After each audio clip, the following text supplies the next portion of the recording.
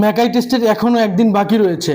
ইতিমধ্যেই দর্শক মহলে যে উন্মাদনা দেখা যাচ্ছে, এটি বলা যায় ওয়ার্ল্ড টেস্ট চ্যাম্পিয়নশিপের ফাইনাল, অ্যাশেজ কিংবা বর্ডার গাভাস্কার ট্রফির ম্যাচগুলোর বিবেচনায় কোনো অংশেই পিছিয়ে নেই। প্রথম টেস্টে হারের পর বেশ লড়ে চড়ে বসেছে অস্ট্রেলিয়া ক্রিকেট। ইতিমধ্যেই দ্বিতীয় টেস্টের আগে দলে পরিবর্তন থেকে শুরু করে প্রচার প্রসারণা কোনো কিছুতেই কোনো কমতি রাখছে না। শোনা যায় প্রথম 2 দিনের টিকিট ইতিমধ্যেই শেষ হয়ে গিয়েছে এবং আজকে ম্যাকাইতে অস্ট্রেলিয়ান ক্রিকেটারদের প্র্যাকটিস দেখতে দর্শকদের ভিড় বসে গিয়েছিল। অন্যদিকে বাংলাদেশি ক্রিকেটারদের মাঝে ইনজুরি হানা দিয়েছে।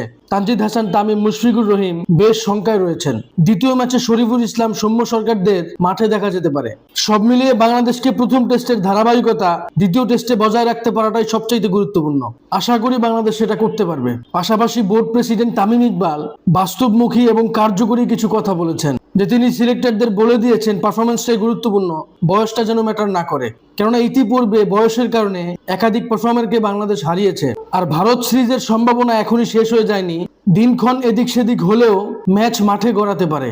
এ নিয়ে আপনাদের কোনো মতামত থাকলে অবশ্যই আমার সাথে শেয়ার করবেন। ভিডিওটি ভালো লাগলে লাইক, কমেন্ট, শেয়ার, সাবস্ক্রাইব করবেন। ধন্যবাদ।